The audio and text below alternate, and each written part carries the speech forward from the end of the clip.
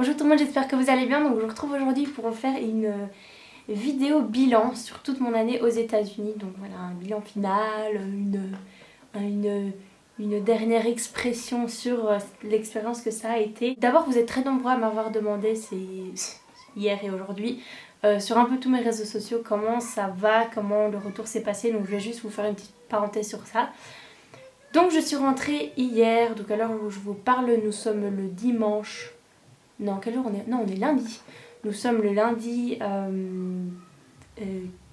15 juin, voilà, je vais y arriver. Et je suis donc arrivée hier, le dimanche 14 juin, à 7 h du matin en Belgique, sous le sol de notre plat pays.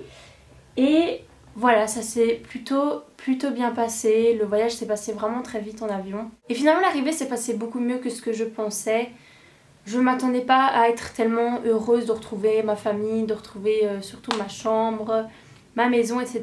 Et franchement, depuis que je suis ici, c'est un peu triste à dire, mais je ne repense plus vraiment aux États-Unis parce que c'est ça, tous les étudiants d'échange vous le diront à peu près, mais c'est comme si c'était un rêve et ça me paraît tellement loin, mais même au niveau du temps, de timing, ça me paraît vraiment super loin, alors que j'y étais encore avant-hier quoi. Mais voilà, je pense que c'est juste, il faut vraiment le temps que je me réhabitue à la Belgique, au jet lag, parce que je suis encore très fatiguée. Là, au moment où je vous parle, j'ai un mal de tête qui est assez incroyable.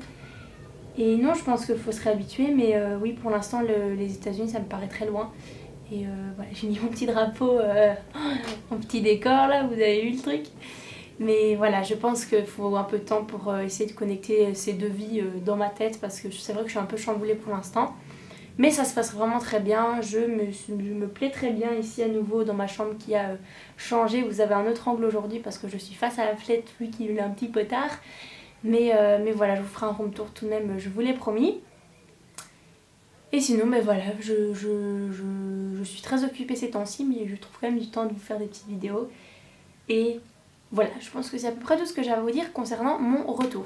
Je vais essayer de diviser cette vidéo en plusieurs catégories, donc c'est par exemple la famille, les amis, la culture américaine, la nourriture, etc.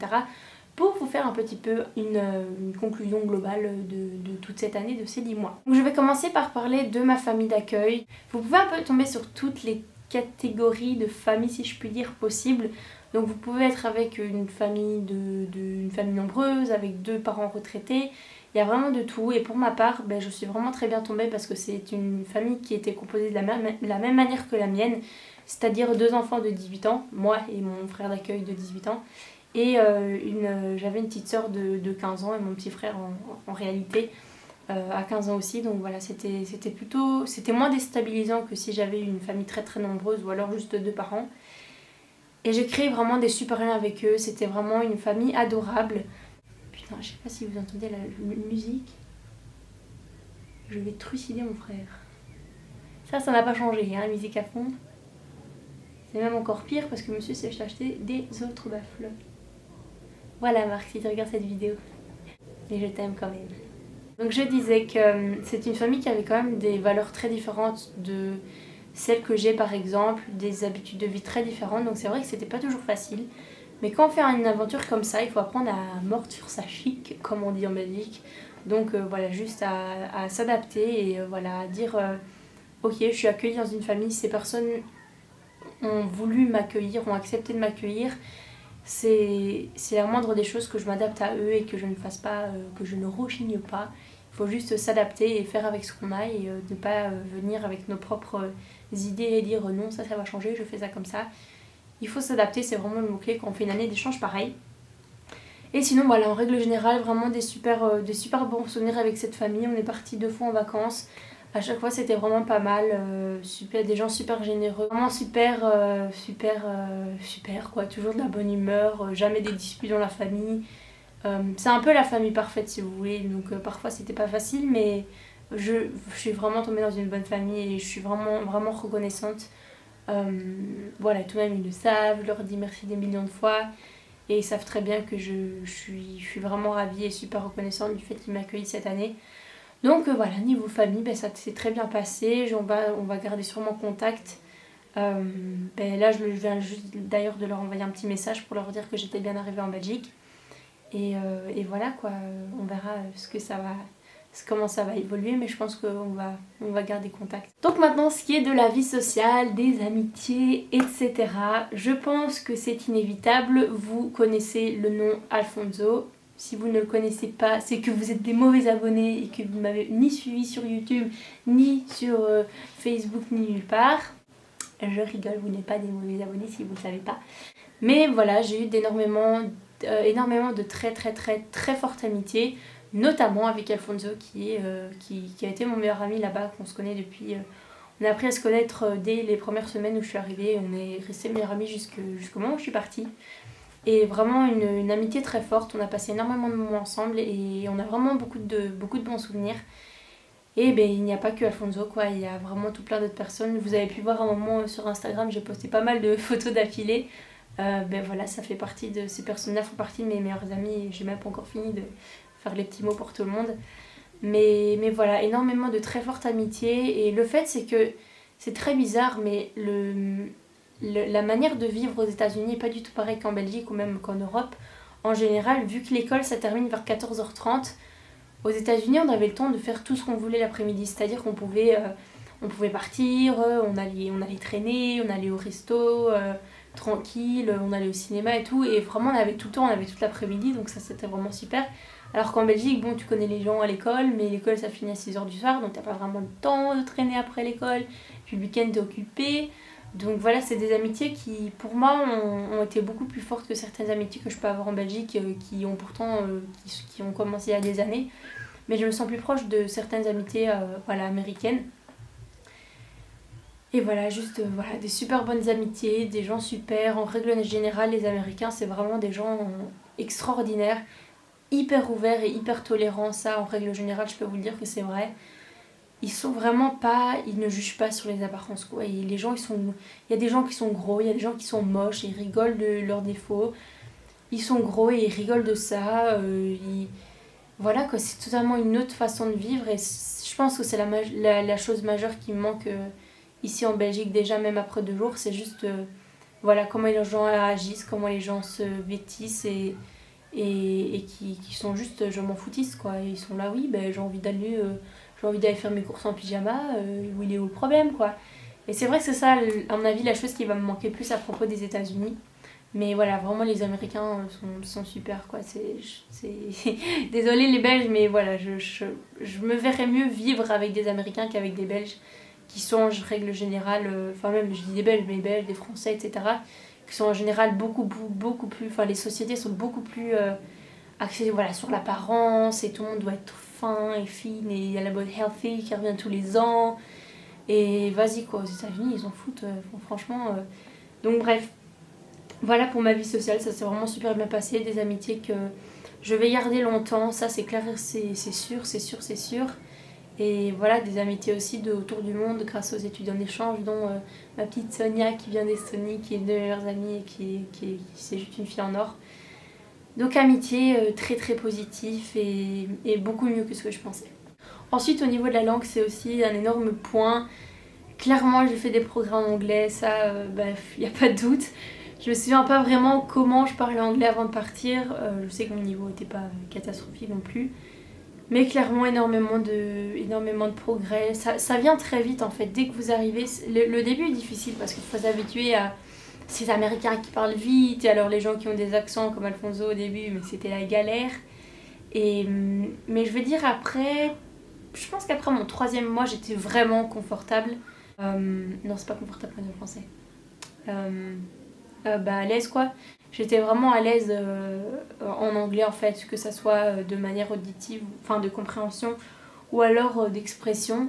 Mais évidemment ça s'est amélioré de mois en mois et dans les derniers mois j'avais plus peur d'aller faire les courses toute seule, de parler aux gens dans la rue, etc. C'était vraiment plus du tout un stress ou une crainte voilà, d'accoster des gens et de me dire est-ce que je vais comprendre ce qu'ils vont me dire.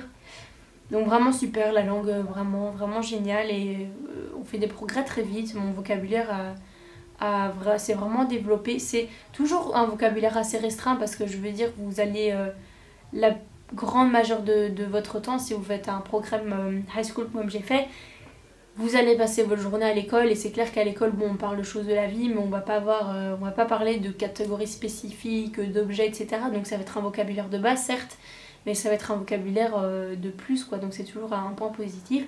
Donc niveau langue, c'était bien. Ensuite la culture, ben moi j'ai tout simplement adoré la culture américaine. Beaucoup de points positifs, également beaucoup de points négatifs. Comme je vous avais parlé par exemple l'université qui coûte des dizaines de milliers d'euros, enfin c'est n'importe quoi. Tous les frais sociaux, enfin médicaux, c'est aussi un gros problème. Mais en général, j'ai beaucoup aimé la culture américaine. Beaucoup, ben comme que je vous ai déjà dit précédemment dans la vidéo, voilà l'ambiance américaine, enfin les gens. Putain, j'ai mal à la tête. Je suis fatiguée. J'ai envie de dormir. Est-ce que je fais une sieste et je reprends la vidéo après? Oh, donc je disais la culture. Oh putain de merde. J'allais dire quoi? Ça va si je me fous là? Ça fait trop tranquille. Non, c'est exagéré. On se croirait dans mon canapé, mec. Mais la HD, ça me choque trop. La HD retour. Putain, je sais plus où j'en étais du coup. Si tout ce qui est voilà école, c'est pas du tout la même chose, c'est vraiment propre à la culture américaine. Mais en gros, j'ai vraiment adoré la culture. J'ai adoré aller en high school aux États-Unis, c'était vraiment génial. Et beaucoup de découvertes humaines, énormément. Mais arrêtez de m'envoyer des messages quand je fais une vidéo, purée.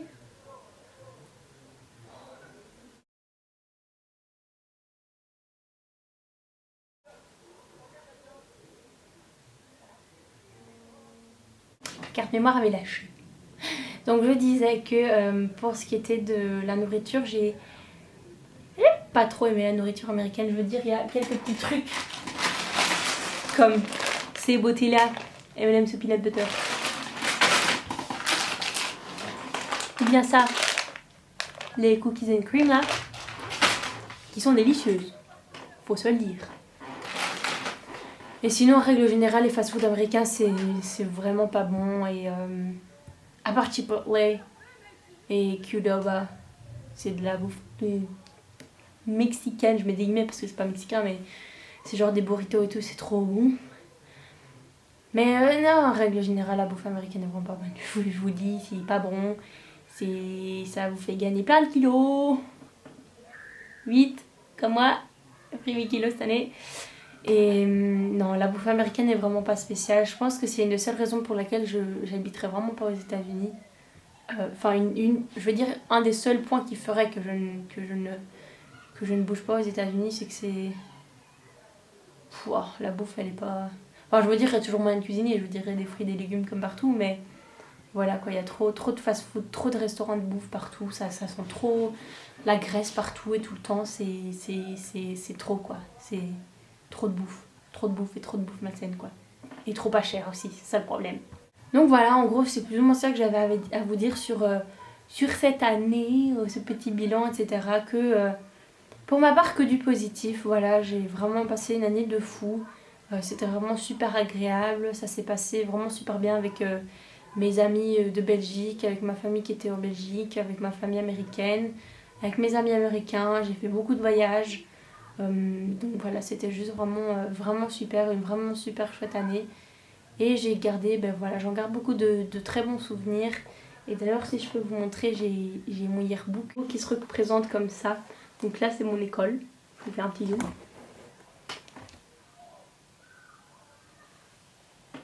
Et je l'ai personnalisé. En gros, je vais vous faire juste un petit bonus partie yearbook. Ce que vous avez dans le yearbook, c'est que vous avez des parties par thème. Donc par exemple, là vous avez la team de football de filles. Bon, voilà, vous avez les sports. Après vous avez la chorale de l'école, etc. Mais voilà, je sais pas trop ce qui vous intéresse. Hein. Je pourrais vous faire une vidéo yearbook, mais bon, je sais pas trop si ça vous intéresserait. Il y a une partie études en échange que je peux vous montrer.